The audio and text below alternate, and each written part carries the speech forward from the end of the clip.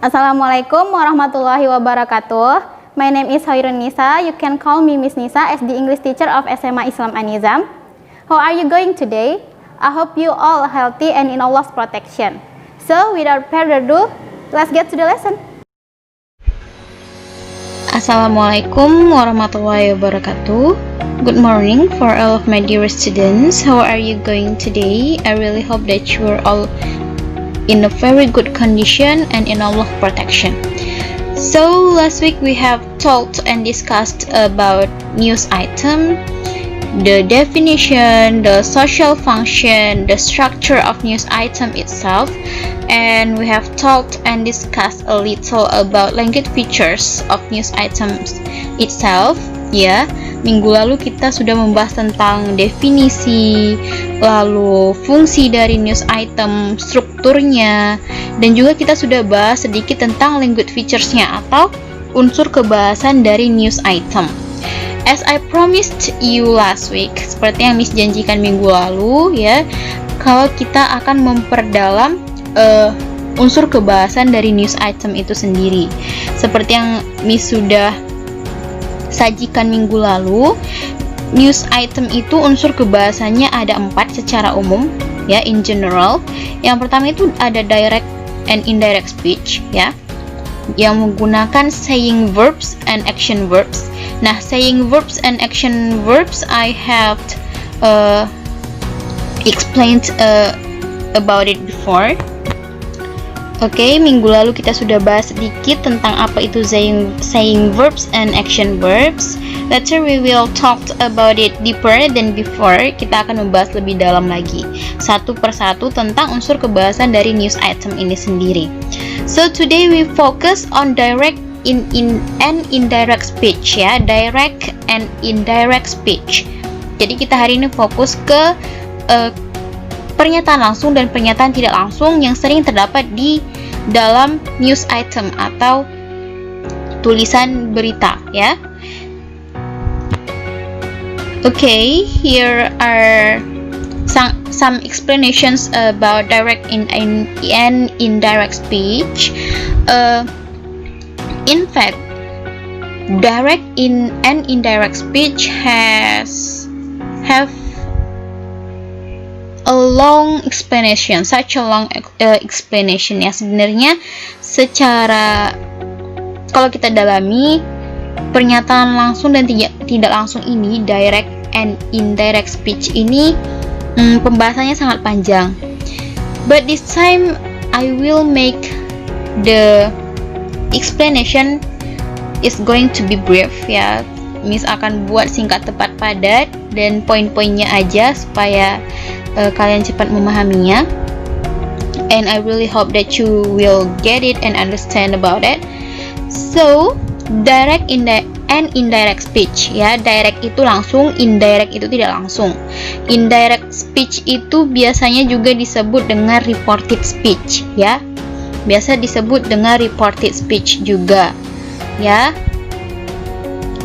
Nah, ada 3 hal ya yang harus kalian ingat yang akan berubah ketika kalimat langsung diubah ke kalimat tidak langsung dalam bahasa Inggris. Ya, ingat? Oke, dengarkan Miss pelan-pelan. Nah, yang pertama itu yang berubah adalah auxiliary verbs-nya. Auxiliary verbs itu apa saja? Yaitu to be, modals, dan sisanya itu yang have, has, had gitu. Oke. Nah, kalau dia kalimat langsungnya present, maka ubahlah auxiliary verbs-nya ke dalam past. Jadi kalau misalnya di dalam kalimat langsungnya itu menggunakan to be, is, are, maka ketika kita mengubahnya ke kalimat tidak langsung, is, are yang digunakan di kalimat langsung ini kita ubah menjadi was atau were. Nah, begitu juga dengan penggunaan modal shall atau will berubah menjadi should atau would di kalimat tidak langsung. Intinya begini saja supaya kalian cepat memahami. Semua auxiliary verbs yang ada di dalam kalimat langsung yang ada di dalam direct speech yang bentuknya present akan dan harus berubah menjadi bentuk past di dalam kalimat tidak langsung. Coba bayangkan aja gini, ketika kalian berbicara dengan teman kalian, nah kalian sedang kumpul 3 orang, kamu dan teman kamu yang satu sedang berbicara, lalu teman kamu yang satu lagi bilang, apa katanya? Dia bertanya sama kamu. Tentu saja kamu harus mengulangi pernyataan dari teman kamu yang satu lagi. Nah, otomatis keterangan waktunya berubah. Tenses dari kalimat itu akan berubah menjadi kalimat tidak langsung. Itu dia.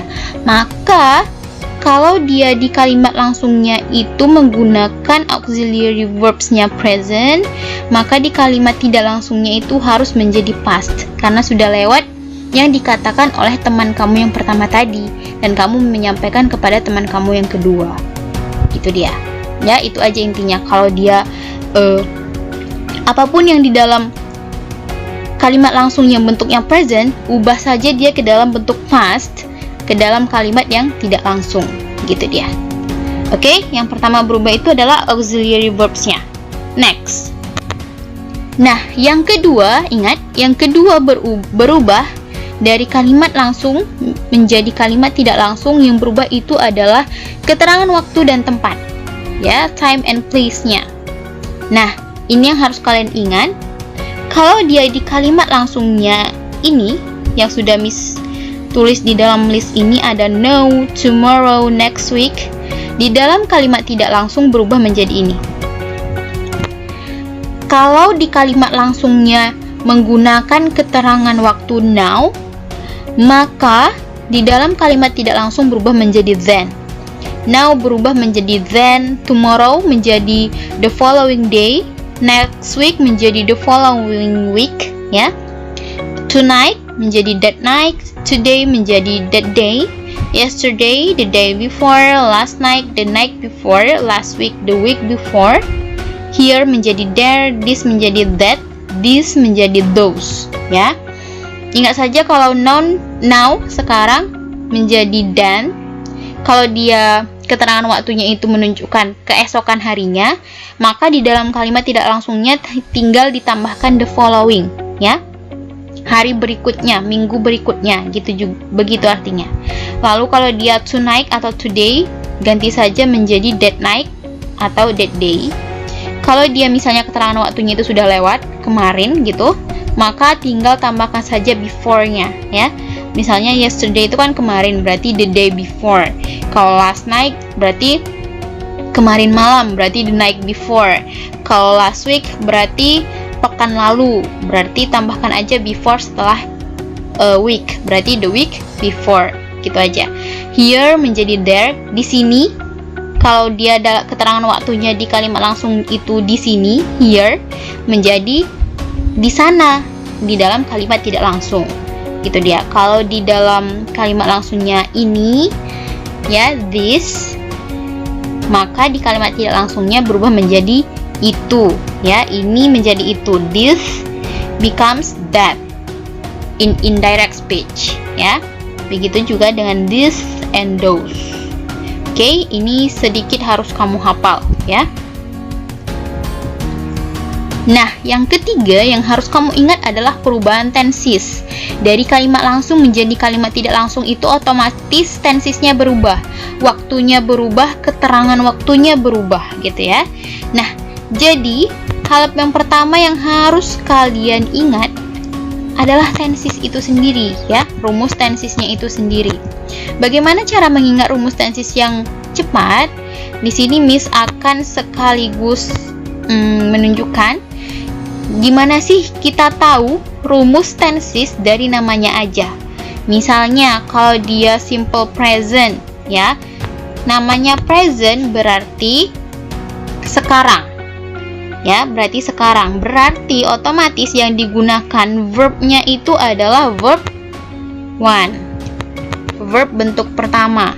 Nah, biasanya juga kalau simple present dia ditambah s atau is tergantung akhiran dari verbnya itu sendiri dan tergantung oleh subjeknya, ya kan? Kalau ini Miss rasa sudah ngerti semua kalau simple present tense. Nah, gimana Miss kita tahu kalau dia rumusnya itu simple past? Yang namanya past sudah lewat, sudah lampau, berarti kata kerja yang digunakan itu otomatis sudah pasti kata kerja bentuk kedua. Nah, ini dia. Gitu. Ya, kata kerja bentuk kedua. Oke. Nah, selanjutnya dari namanya aja kita bisa tahu rumusnya gitu. Nah, yang namanya tensesnya perfect. Perfect itu artinya sudah sempurna, complete, ya, sudah selesai gitu, sudah selesai dilakukan. Berarti dia syaratnya harus menggunakan have, has, verb 3. Tapi kalau dia past, tinggal kita ubah saja have, has-nya itu menjadi had. Berarti had plus verb 3. Yang namanya perfect atau kegiatan yang sudah selesai atau sempurna dilakukan, itu namanya perfect, sempurna, complete, ya. Itu syaratnya harus ada have, has, verb 3. Harus diikuti oleh kata kerja bentuk ketiga. Berarti tinggal kita ubah saja apakah dia present perfect atau past perfect. Tinggal kita ubah saja have, has-nya. Kalau dia present minta, berarti have, has, verb 3. Kalau dia minta seperti ini past perfect, tinggal kita ubah saja have, has-nya itu menjadi had tambah verb 3. Gitu dia. Nah, ini seperti ini yang diminta adalah present perfect. Seperti yang Miss bilang, kalau yang perfect, ya, kata keterangan tenses yang menunjukkan kalau aksi yang sudah dilakukan itu sudah selesai, complete, ya. Dia syaratnya harus menggunakan have, has, verb 3. Berarti kalau dia present perfect, maka dia tetap has plus have, has plus verb 3. Gini dia. Nah, oke. Wait ya.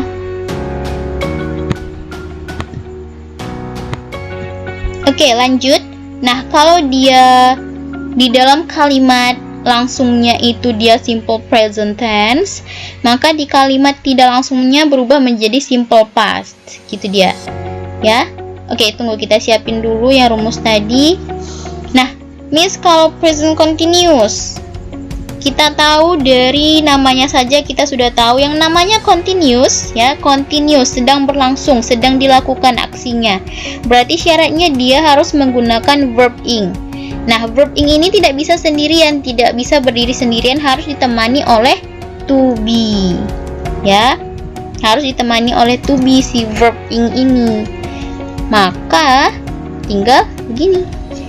To be plus verb ing. To be-nya ini jangan lupa, karena dia present, otomatis to be-nya ini bentuk pertama, bukan bentuk kedua. Kalau dia bentuk kedua, berarti dia adalah past continuous, gitu.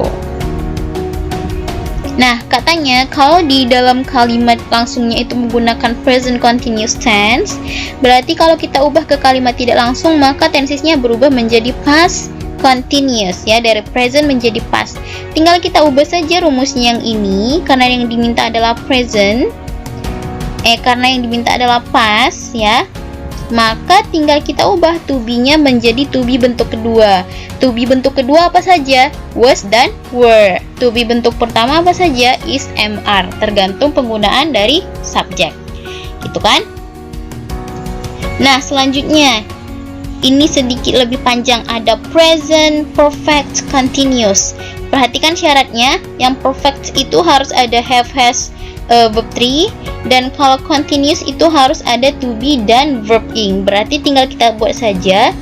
Kita lihat apakah ini present atau past yang dimintanya. Ini adalah present, berarti have, has, ya.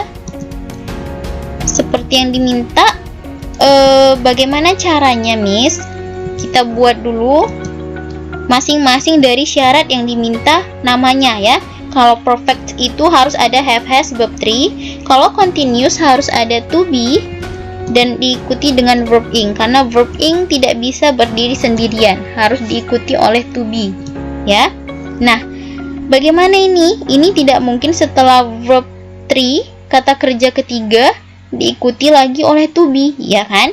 Berarti kita ubah to be-nya ini menjadi bentuk ketiga supaya adil, bisa memenuhi syarat untuk perfect dan bisa memenuhi syarat untuk verb ing. Bagaimana caranya? Kita ubah bentuk to be-nya menjadi bentuk ketiga. Nah, beginilah dia jadinya rumus dari present perfect continuous tense. Itu dia. Itulah cara gampang untuk menghafal rumusnya. Tidak usah dihafal. Kalian hanya tahu dari namanya saja. Nah, maka present perfect continuous tense yang berubah menjadi past perfect continuous tense, ya, sesuai yang ini tadi, tinggal kita ubah saja have has-nya ini ke dalam bentuk past.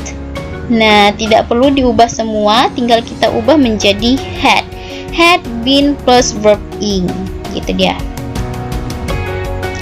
Oke, yang terakhir paling mudah, yang namanya future tense. Future tense itu dia future, masa depan, ya kan, yang akan terjadi. Berarti kalau yang namanya future yang akan terjadi, dia sudah pasti menggunakan modals. Modalsnya bisa saja will, bisa saja shall, bisa can, bisa may, dan lain-lain, ya. Nah, di sini kita buat saja modals, ya, modals plus verb 1. Nah, harus kalian ingat, modals ini, yang namanya modals, tidak bisa diikuti oleh verb lain kecuali verb bentuk pertama atau verb 1, ya. Ingat itu, modals tidak pernah bisa diikuti oleh kata kerja bentuk lain kecuali bentuk pertama. Nah, gitu dia. Tinggal kalau dia past future, ya, berarti modalsnya tinggal kita ubah ke dalam bentuk past, ya. Ini berarti dia modalsnya bentuk pertama. Contoh modals bentuk pertama apa saja? Nah, contoh modal bentuk pertama apa saja, Miss? Nah, contohnya will, ya, shall, may, ya, can, dan lain-lain. Nah, tinggal kalau yang ditanya past future, tinggal kita ubah saja modalsnya ini ke dalam bentuk kedua, ya, bentuk kata modals yang kedua.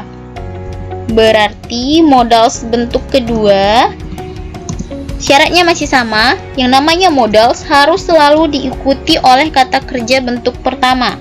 Tidak boleh kata kerja bentuk lain kecuali kata kerja bentuk pertama. Harus diingat itu, ya. Nah,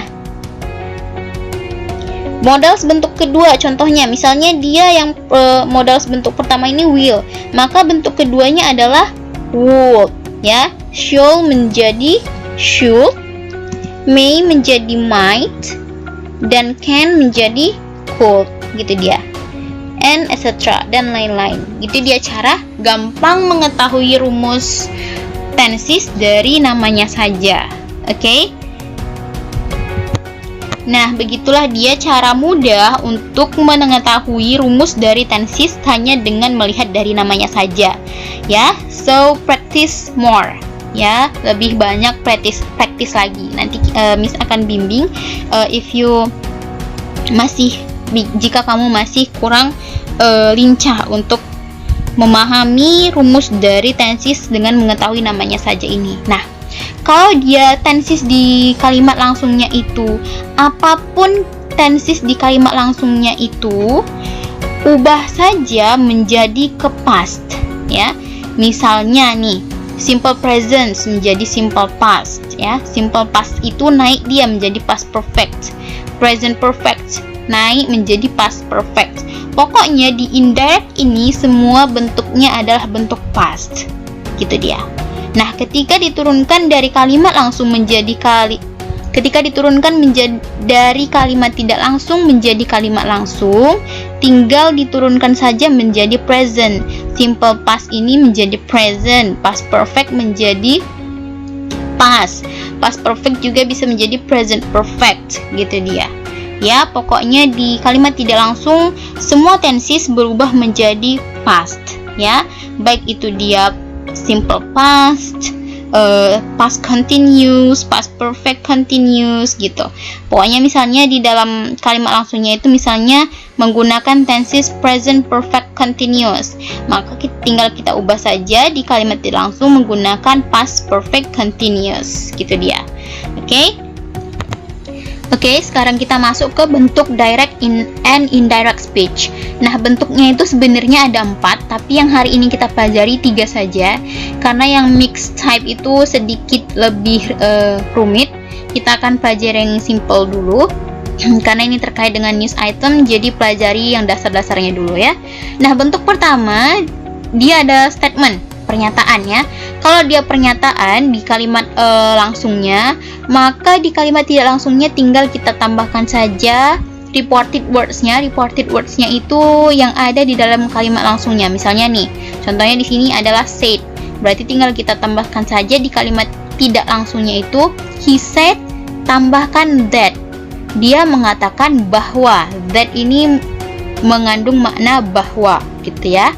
Nah, coba kita praktis langsung di sini ya. Kita ubah sama-sama dia ke dalam bentuk indirect speech.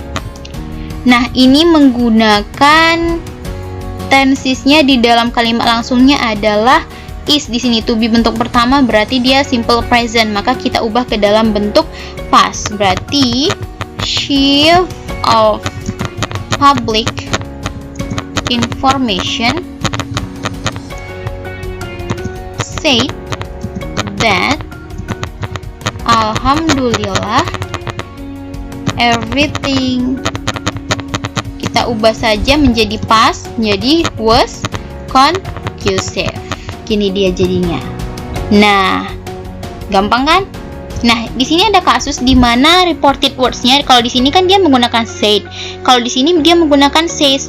Nah, satu hal yang kalian ingat, kalau dia dalam statement atau pernyataan, kalau dia menggunakan says atau reported words-nya ya, reported words-nya ini dia dalam bentuk present, maka tensesnya tidak berubah, tetap begini dia. Chief of public information says that alhamdulillah everything is conducive. Begini dia, tetap begini karena reported words-nya dalam bentuk present gitu, berbeda dengan yang ini. Oke? Nah, bentuk kedua itu comment atau perintah. Nah, kalau dia perintahnya positif, kita hilangkan saja not-nya, tinggal tambah to verb 1. Kalau dia negatif, tambahkan not-nya gitu. Berarti antara bisa kita pakai he asked me sesuai reported words-nya atau he told me. Nah, kita langsung saja practice ya di sini. The teacher said to the students. Berarti bisa kita buat the teacher told the students, atau as ya, memerintahkan, bisa as the students to be quiet while, kita buat gurunya perempuannya, berarti she is talking. Nah, kalau dia dalam kalimat perintah atau comment, tenses yang ada dalam kalimat langsung tidak berubah karena comment ya, gitu dia, tetap present. Kalau ini present, di sini tetap present gitu. Itu yang harus diingat ya. Oke. Yang kalau dia kalimat perintahnya negatif, yaitu melarang, kalimat perintahnya tinggal kita ubah saja. Mother asked John not to smoke too much, gitu dia. Oke, tensesnya tetap karena dia command, perintah ya. Oke, yang terakhir bentuk question atau pertanyaan. Nah, bentuk question atau pertanyaan ini ada dua, yang dia menggunakan 5W tambah 1H seperti where, who, when, and etc. Nah, yang kedua menggunakan kata tanya yang jawabannya itu bersifat ya dan tidak. Yang jawabannya itu ya dan tidak. Kalau dia pertanyaannya di dalam kalimat langsung menggunakan 5W tambah 1H, maka di kalimat tidak langsung kita tambahkan he asked me where diikuti oleh kalimatnya. Kalau dia pertanyaannya bersifat jawabannya itu ya dan tidak, he asked me bisa menggunakan if dan bisa menggunakan whether. Oke. Nah, di sini ada pertanyaan yang menggunakan 5W tambah 1H, yaitu yang how. Berarti kita ubah saja ke dalam kalimat langsung. He asked me how, ya, tetap how menggunakan kata tanya yang ada dalam kalimat langsungnya. Tensesnya dari present future, ya, dari simple future menjadi past future. Would, how I would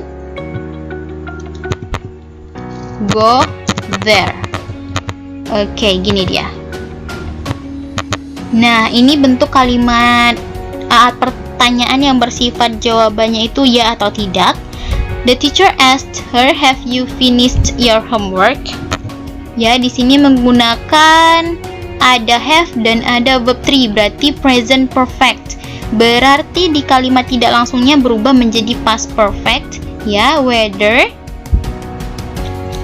she had kita ubah menjadi past perfect, tinggal ubah saja have-nya menjadi had. She had finished her homework. Begini dia. Oke? Guru bertanya kepadanya apakah dia sudah menyelesaikan PR-nya. Gitu dia. Oke? See you on the next video. Don't forget to like, comment, and share this video. SMA Islam An-Nizam, unggul, cerdas, islami. Assalamualaikum warahmatullahi wabarakatuh.